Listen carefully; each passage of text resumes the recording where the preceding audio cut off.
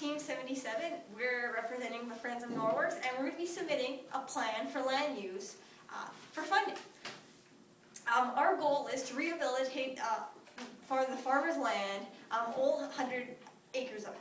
Currently on this land, there are 50 cows spread over, contained in 30 acres of the land. With 17, also there are 17 hectares devoted to strawberries, as well as there's currently bees being rented out to continue the pollination in the area. Currently, this situation presents a variety of problems, both economically and environmentally. Hopefully, through our plan that we're going to represent, we were able to rehabilitate and solve these problems today. So, my name is Fiona Fenlon. This is Vicki Home again, and she will be discussing the problems. Michael Heyer will be presenting the short-term solutions. Adam Whitney will be presenting the long-term solutions, and Hallie Dunchak will be talking about the public awareness campaign. Okay, so there are two types of problems that we face in this scenario. One is environmental, the other one's economical, which is caused by the environmental problem. Basically, the overgrazing of cows, monocropping of strawberries, and lack of natural regeneration such as fire are affecting the river, the wildlife, the soil quality, and the plants that are in the region. The cows being restricted to one area is causing pollution in the river through eutrophication, erosion, destructions of riparian zone, and swamps encroaching on the field. And this is really bad for the river, and because the river, the water quality in the river is really bad, the river is feeding into the farms where the cows are, so the water is really bad. The wildlife is being affected by species that are in risk, such as bobolinks and brown trouts. And the soil quality is really bad due to monocropping and overgrazing and lack of natural regeneration. And we've established a long-term solution and short-term solutions to take care of this problem. All right, so our short-term solutions, for first off, we're going to fence the cows in so that they can no longer make their way into the river. Because the cows getting into the river is what's causing a lot of our problems. The excess nutrients coming from the cows is what's causing our eutrophication.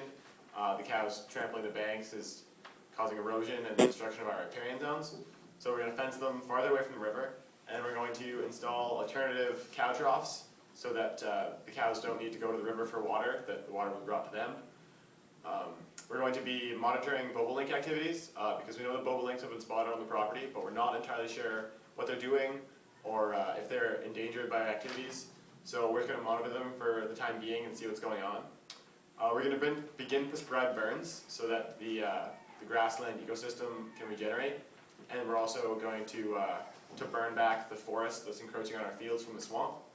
And then we're going to examine soil quality. We're going to take a soil profile and see what the nutrients are like and what kind of plants best fit our ecosystem. And we're going to monitor the levels of inverts to see what effects the cows are having on them and what we can do to help them be sustainable. Okay, so for our long-term goals, one of the main goals is to get the riparian zone back up and to just make sure that the cows are as far away from the river as they need to be. So the second goal is that after the initial start of the prescribed burning, we want it to happen every 3 to 5 years, so that the nutrient cycle and the grassland one can both be restored. So next, since the farmer does the monocropping of the strawberries, we want him to start his crop rotation. So we're going to use hay, strawberries, cows, and along with the hay, there will be the polyculture too. So first, the strawberries grow; they suck up all the nutrients.